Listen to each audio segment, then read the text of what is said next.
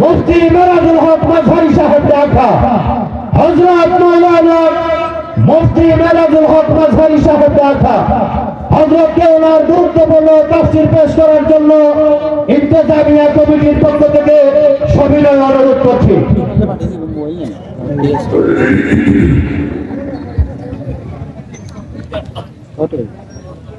السلام عليكم ورحمة الله وبركاته. وعليكم السلام ورحمة الله. الحمد لله نحمده ونستعينه ونستغفره ونؤمن به ونتوكل عليه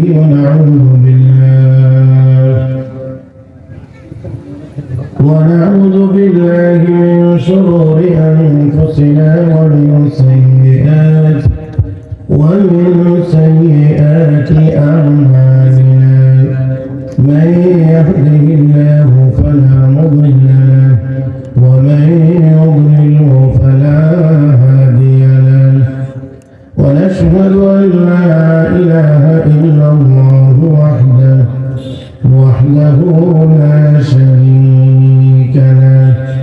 ونشهد أن سيدنا وسندنا وحبيبنا ومولانا محمدا عبده ورسوله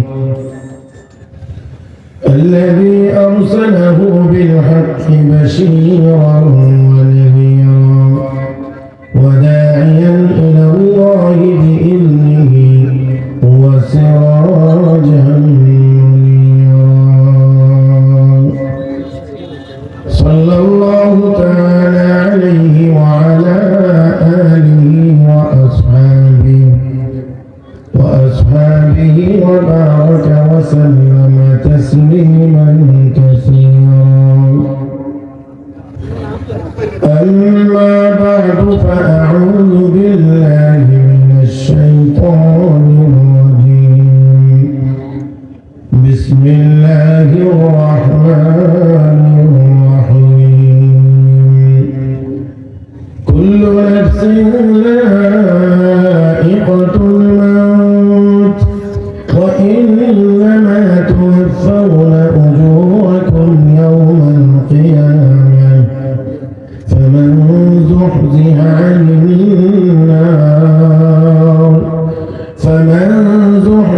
عن النار وأدخل الجنة فقد فاز.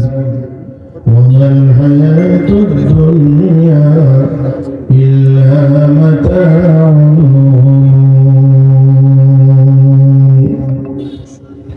صدق الله مولانا العظيم وصدق رسوله النبي الأمي الكريم.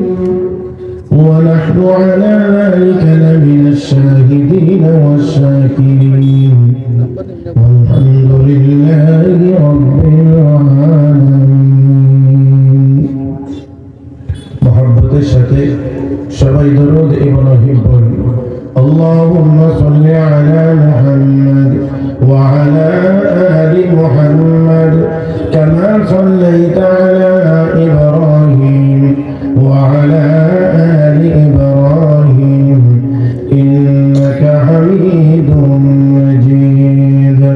اللهم بارك على محمد وعلى آل محمد كما باركت على إبراهيم وعلى آل إبراهيم إنك حميد مجيد. খাদিম কোরআন পরিষদ সুজানগর কাজিমগঞ্জ বড়লেখা মৌলভীবাজার উদ্যোগে আয়োজিত 3 দিনব্যাপী 24তম তাফসীরুল কোরআন মহাসম্মেলনের আজকের প্রথম দিনের চলমান অধিবেশনের মুহতারাম সভাপতি দামাত বারাকাতুল্লাহ আলিয়া, উপস্থিত হযরত উলামায়ে কেরাম, সমবেত দিনদার ইমানদার মুসলমান ভাইরা, পর্দার আড়ালে অবস্থানরত শ্রদ্ধেয় সম্মানিত মা ও বোনেরা, রব্বে করিমের দরবারে শুকরিয়া আদায় করছি যিনি আমাদেরকে অত্যন্ত দয়া করে মায়া করে মেহেরবানি করে আজকের এই মুবারক মজলিসে উলামায়ে কেরামের সহবতে আসার বসার কোরআন হাদিসের কিছু কথা বলার ও শোনার তৌফিক দান করেছেন। মহব্বতের সাথে সবাই উচ্চ আওয়াজে পড়ি আলহামদুলিল্লাহ। যে আপনারা যারা বসেছেন মাঝে মাঝে আমার সাথে একটু কথা বলবেন তো ইনশাআল্লাহ। হ্যাঁ, মাহফিলে আসার বসার ক্ষমতা কে দিয়েছেন? জবানটা সবাই খোলেন, ক্ষমতা কে দিয়েছেন? মুহতারাম হাজিরিন, আসতে পেরে বসতে পেরে আপনারা অসন্তুষ্ট হয়েছেন না মাশাআল্লাহ? আরে বেজার হয়েছেন না খুশি হয়েছেন? সবাই খুশি হয়েছেন? হ্যাঁ, তো আমার সাথে মাঝে মাঝে একটু কথা বলবেন বলে আমি আশা করতেছি। আর এই কথাগুলো কোনো গুনাহের কথা হবে না, সওয়াবের কথা হবে। আওয়াজ করে সবাই একটু বলি সুবহানাল্লাহ, আলহামদুলিল্লাহ, লা ইলাহা ইল্লাল্লাহ, আল্লাহু আকবার। এই আওয়াজটা হয় না মনে হয়। সবাই মিলে আরেকটু মহব্বতে একসাথে বলি আল্লাহু আকবার। মাশাআল্লাহ। বর্তমান দুনিয়াতে মুসলমান সংখ্যার দিক থেকে কম না, সংখ্যার দিক থেকে আমরা মোটেও কম না, কিন্তু আমাদের সওয়াবের বড় অভাব। সওয়াবওয়ালা নেককার মুসলমানের যথেষ্ট পরিমাণ অভাব আছে। কথা বলেন। মুহতারাম হাজিরিন, আমি আপনাদের খেদমতে পবিত্র কোরআনুল কারীমের একখানা আয়াত তিলাওয়াত করেছি। কর্তৃপক্ষের পক্ষ থেকেও একটি বিষয় আমার জন্য নির্ধারণ করা আছে বলে আমাকে জানানো হয়েছে। আমি সেই আলোকেই আপনাদের খেদমতে আয়াতে কারিমা তিলাওয়াত করেছি। আর আয়াতকে সামনে রেখেই, বিষয়বস্তুকে সামনে রেখে আপনাদের সামনে কয়েকটি কথা বলার আশা করেছি। আল্লাহ যেন বলবার, শুনবার, বুঝবার এবং আমল করবার তৌফিক দান করেন। মহব্বতের সাথে সবাই বলি আমিন। মুহতারাম হাজিরিন, শুরুতেই আমি কয়েকটি কথা বলবো। আমি আশা করি আপনারা একেবারে আমার সাথে আঙ্গুলে গনে গনে কথাগুলো স্মরণ রাখার চেষ্টা করবেন। যতজন বসেছেন, যারা বসেছেন, একেবারে আমার দিকে তাকিয়ে কথাগুলো শুনবেন বলে আমি আশা করছি। দেখেন একটু আমার দিকে। মুহতারাম হাজিরিন, আমরা এই দুনিয়াতে কেউই ছিলাম না, আমরা দুনিয়াতে কেউই আমাদের ইচ্ছায় আসি নাই। কেউ কেউ আমাকে আপনাকে পাঠাইছেন। কথা বলেন। আমরা দুনিয়াতে আসি নাই, আমরা দুনিয়াতে ছিলাম না, আমরা দুনিয়াতে আসিও নাই। আমাকে আপনাকে কেউ না কেউ পাঠাইছেন। কে তিনি? এটা কি সবার জানা নাই মনে হয়? তাহলে মহব্বতের সাথে বলবেন তিনি কে? নাম্বার 2, নির্দিষ্ট একটি সময় পার হয়ে গেলে সেই নির্দিষ্ট সময়টা আমাদের কাহারও জানা নাই। যিনি পাঠাইছেন তিনিই জানেন কার জন্য কতটুকু সময় নির্দিষ্ট করা আছে। ওই নির্দিষ্ট সময়টা যখন পার হয়ে যাবে, তখন আবার আমরা কেউ চাইলেও এই দুনিয়াতে থাকতে পারবো না। নিয়ে যাবেন কে? এই নিয়ে যাওয়াটার নাম হলো মওত। এই নিয়ে যাওয়াটার নাম মওত। এই মওত পর্যন্ত বা নিয়ে যাওয়া পর্যন্তই শেষ না। 3 নম্বর কথা হলো, মরার পরে আবার পুনরায় জীবিত করা হবে আমাকে আপনাকে। কে জীবিত করবেন? 4 নম্বর কথা হলো, জীবিত করা পর্যন্তই শেষ না। আমার আপনার কাছ থেকে, আমার আপনার এই দুনিয়ার যতটুকু হায়াত, এই হায়াতের সকল কর্মকাণ্ডের হিসাব নেওয়া হবে। হিসাব নিবেন কে? মোটামুটি ভাবে কয়টা কথা বলছি আমি? হ্যাঁ, 4টা। তাহলে 4টা কথার প্রতি এবার গুরুত্ব সহকারে খেয়াল করেন। ছিলাম না, ছিলাম না, আসিও নাই। কে পাঠাইছেন? তাহলে আমাদেরকে একটু স্বাভাবিক কারণেই জানতে হবে যে কেন আমাকে আপনাকে পাঠানো হয়েছে দুনিয়ায়। নাকি বেকার, অযথা, অনর্থক, শুধু আইলাম, খাইলাম, ঘুরলাম, ঘুমাইলাম, আবার চলে গেলাম, এমন? নাকি যিনি আমাকে আপনাকে পাঠাইছেন তার কোনো উদ্দেশ্য আছে? মুহতারাম হাজিরিন, তাহলে যিনি আমাকে আপনাকে পাঠাইছেন তার উদ্দেশ্য নাই না আছে? আল্লাহ রাব্বুল আলামিন বলেন, ওয়া মা খালাকতুল জিন্না ওয়াল ইনসা ইল্লা লিয়াবুদুন।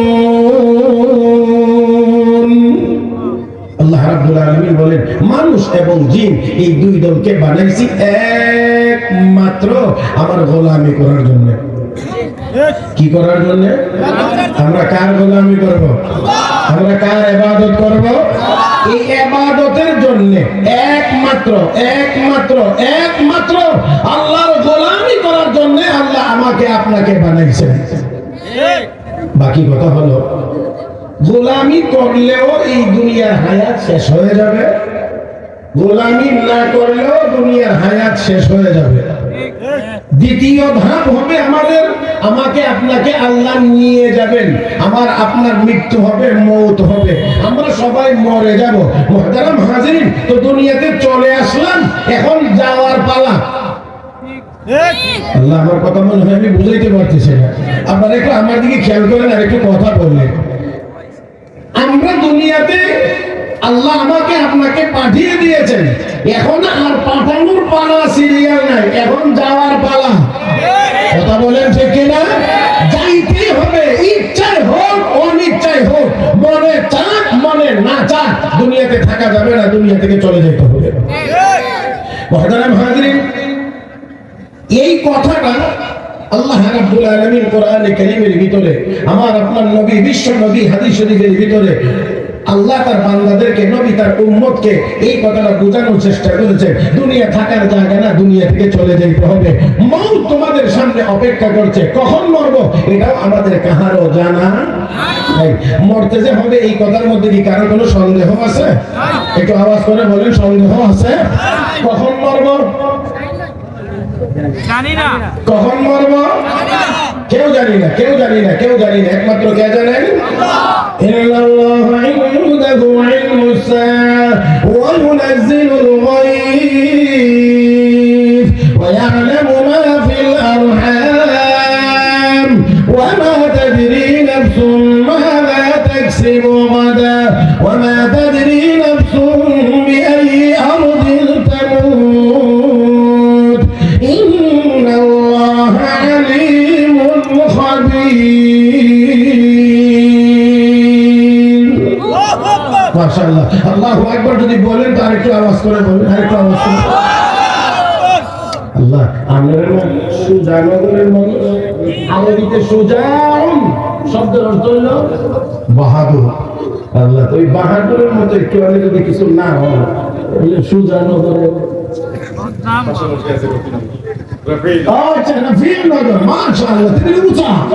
একদিকে বাহাদুর আর একদিকে উঁচা, তাহলে বাহাদুরের আওয়াজ নিচা না উঁচা? একটু একটু। আর 3 দিন যদি মাহফিলের একেবারে সুর উঠা হয়েছে আমার মতো ছোট মানুষের দিয়া, যার কারণে এখানে আপনারা যদি মনে করেন যে না একেবারে আরো কিছু বলবেন না, তো আমার মনে হয় এটাও ঠিক হবে না, একটু আওয়াজটা করতে হবে ইনশাআল্লাহ। রাজি তো সবাই? সবাই রাজি তো ইনশাআল্লাহ? নারে তাকবীর। আল্লাহ রাব্বুল আলামিন বলেন, ইন্নাল্লাহা ইনদাহু ইলমুস সাআ, কিয়ামত কখন হবে একমাত্র কে জানেন? কিয়ামত কখন হবে একমাত্র আল্লাহ রাব্বুল আলামিন জানেন, আর কেউ জানেন না। ও মুসলমান, কিয়ামত দুই প্রকার, একটার নাম কিয়ামতে সুগরা আর একটার নাম হলো কিয়ামতে কুবরা। একটা ছোট কিয়ামত আর একটা বড় কিয়ামত। ছোট কিয়ামত হলো প্রত্যেকটা মানুষের আলাদা আলাদা করে মৌতের নাম ছোট কিয়ামত, আর সারাটা পৃথিবী একসাথে ধ্বংস হয়ে যাওয়ার নাম হলো বড় কিয়ামত। হে মুসলমান, কেমন করে দুনিয়া কখন কিয়ামত হবে, সারা দুনিয়া একসাথে কখন ধ্বংস হয়ে যাবে, এটাও দুনিয়ার কেউ জানে না। এটা কেমন করে এমনি ভাবে একজন মানুষ কখন মৃত্যুবরণ করবে, এটাও দুনিয়ার কোন মানুষ জানে না।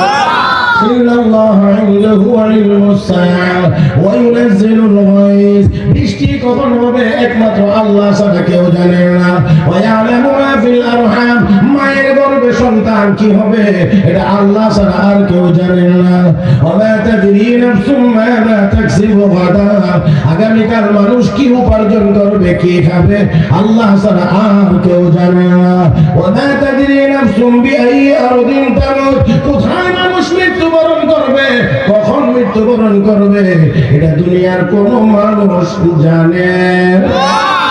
একমাত্র একমাত্র একমাত্র আল্লাহ। তাহলে মুসলমান আমরা ছিলাম না, পাঠাইছেন কে? থাকতে পারবো না, সময় শেষ হয়ে গেলে নিয়ে যাবেন কে? আবার নিয়ে যাবেন আল্লাহ। হে মুসলমান, তাহলে আল্লাহ রাব্বুল আলামিন কখন নিয়ে যাবেন যেহেতু জানা নাই, তাহলে তাহলে তাহলে অবশ্যই অবশ্যই সব সময় যাওয়ার জন্য প্রস্তুত থাকা, এটাই হলো বুদ্ধিমানের কাজ। দেখেন এমপি সাহেব আসবে, আমরা আগেই জানাইছে আমি আসতেছি, তো আপনি আবার পাল্টা জিজ্ঞেস করছেন কখন আসতেছে। আর আমি বলছি আসতেছি, তুমি রেডি হন, আমি আইতেছি। আচ্ছা বলেন তো দেখি, তো আপনি কোন সময় রেডি হবেন? সন্ধ্যার পরে। আপনারা ফোন করছে সকাল 10টা, আপনি রেডি হবেন সন্ধ্যার পরে। আমার কথাটা বুঝলে একটু উত্তর দিবেন। উনি বলছেন আমি আসতেছি দিনের 10টার দিকে, কথার কথা বলছে। এখন আপনি প্রস্তুতি নেবেন কখন? কারণ সময়টা আপনাকে জানানো হয় নাই, বলা হয়েছে আমি আসতেছি, তুমি রেডি হও। এখন আপনি তো আগে থেকে রেডি হয়ে থাকবেন, না জানি কোন সময় চলে আসে, কোন সময় জানি চলে আসে, কোন সময় জানি চলে আসে। আরে এমপি সাহেব যদি চলে আসেন আর যদি আপনাকে প্রস্তুত নাও পান, তাহলে বড় যুদ্ধে ধমক দিবে। তোমার সকালে বলছি 10টার দিকে রেডি হয়ে থাকতে, তুমি রেডি হয়ে না, এতক্ষণ দেরি করলা, হ্যাঁ তাহলে তুমি রেডি হও। একটা দমক দেবে, দিয়ে হয়তো আপনাকে বলবে 10 মিনিট বা 15 মিনিটের মধ্যে রেডি হয়। তো আজরাইল যখন আসবে তখন যদি আমি প্রস্তুত না থাকি, আর এমন সময় যদি বলি হ্যাঁ আমার একটু সময় দেন, একটু প্রস্তুত হয়ে নি, তাহলে সেই সময়টা তো পাওয়া যাবে। এদিকের তারা মনে হয় আমার কথাটা বুঝেন নাই। আজরাইলে যখন আসবে তখন কি আর আমাকে প্রস্তুতি নেওয়ার সময় দেওয়া হবে? আল্লাহ রাব্বুল আলামিন ১৫০০ বছর আগেই আমাকে আপনাকে এই জন্য সতর্ক করে দিয়ে বলছেন, ইয়া আইয়ুহাল্লাযীনা আমানু লা তুলহিকুম আমওয়ালুকুম ওয়ালা আওলাদুকুম আন যিকরিল্লাহ ওয়া মান ইয়াফআল যালিক ফাউলাইকা হুমুল খাসিরুন ওয়া আনফিকু মিম্মা রাযাকনাকুম মিন ক্বাবলি আন يأتي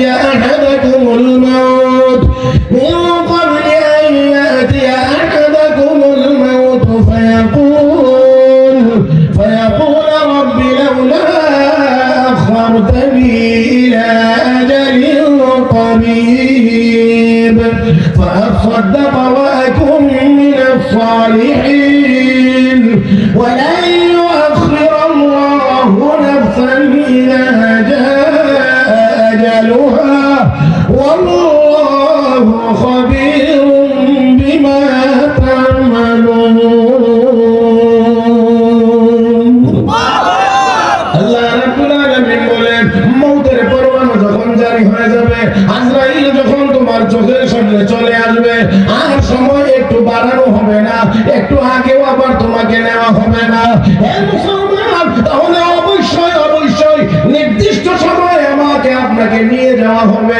দুনিয়াতে থাকা যাবে না, থাকবার জায়গা না, চেষ্টা করলেও কেউ থাকতে পারবে না। তাহলে অবশ্যই অবশ্যই এখানে আমাকে আপনাকে একটা সিদ্ধান্ত তো নিতেই হবে। ও মুসলমান, দুনিয়া ছেড়ে তো চলে যাইতে হবে, তাহলে কাফের বেঈমানও চলে যাবে, আমরাও চলে যাব। এই চলে যাওয়ার মধ্যে অবশ্যই ব্যবধান থাকতে হবে। আমরা কুকুর বিড়াল শিয়ালের মতো মরতে চাই না, আমরা অবশ্যই মুসলমান হিসাবে সিংহের মতো গর্জন দিয়ে মরতে চাই।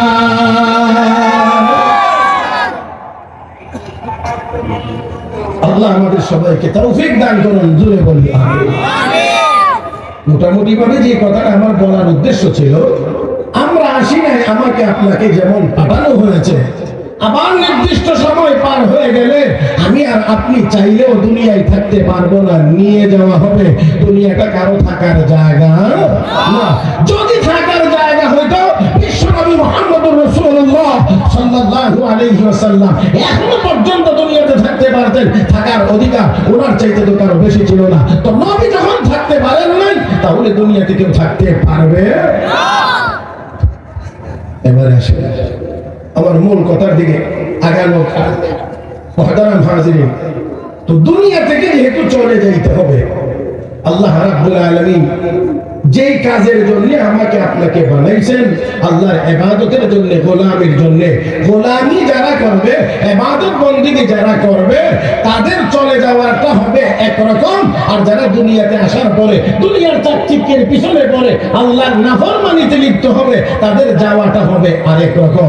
দুইটা একরকম হবে না। মুহতারাম হাজিরিন, মুমিন নেককার তাদের দুনিয়া থেকে বিদায়টা হবে একরকম, আর যারা মুমিন না হয়ে কাফের হবে, ফাসিক হবে, গুনাহগার হবে, তাদের দুনিয়া থেকে বিদায় হয়ে যাওয়াটা হবে তাদের ভিন্ন রকম। মুহতারাম হাজিরিন, সেই জন্য আমরা চাই মওতের সময়ে আমাদের শান্তিপূর্ণ যাওয়া হোক, ঈমানের সাথে হোক, আমরা যেন জান্নাতের মেহমান হতে পারি তেমন ভাবে হোক। আর তেমন ভাবে যদি হওয়া লাগে তাহলে অবশ্যই দুনিয়ার জীবনের প্রতিটা মুহূর্ত আমার আল্লাহর হুকুম এবং নবীর নূরানী তরিকা মোতাবেক হইতে হবে। মরতে তো হবে। এই জন্য হাদিস শরীফে আল্লাহ রাসূল সাল্লাল্লাহু আলাইহি ওয়াসাল্লাম ঘোষণা করেছেন, তুহফাতুল মুমিনি আল মাউত। মওত হলো ঈমানদারের জন্য হাদিয়া। যারা ঈমানদার নেককার, মওত তাদের জন্য হাদিয়া। মানুষ হাদিয়া পাইলে যেমন খুশি হয়, ঈমানদার মরণের মাধ্যমে তেমন ভাবে খুশি হবে, তেমন ভাবে আনন্দিত হবে, কারণ মরলেই জান্নাত। মরলেই, কারণ মরার আগে তো আর জান্নাতে যাইতে পারবে না। মুহতারাম হাজিরিন, এই জন্য ঈমানদার মওতের মাধ্যমে খুশি হবে। মনে রাখতে হবে, মুসলমান নেককার যারা, তারা আসলে মওতকে ডরায় না, ভয় পায় না। তাদের চিন্তা হলো ঈমান নিয়ে মরতে পারবো কিনা, এটা হলো মুমিনের ভয়। মরণ নিয়ে মুমিনের ভয় না, মুমিনের ভয় হলো ঈমান নিয়ে মরতে পারবো কিনা। আর কাফের বেঈমানরা মরণের নাম শুনলেই ভয় পায়, মওতের নাম শুনলেই ভয় পায়, মওতের নাম শুনলেই ভয় পায়। ভয় পাওয়ারই তো কথা, কারণ তাদের চিন্তা ভাবনা হলো মরার পরে তো আর কিছুই নাই, মরার পরে তো আর কিছু নাই, তাদের চিন্তা ভাবনা। এই জন্য তারা মরতে চায় না।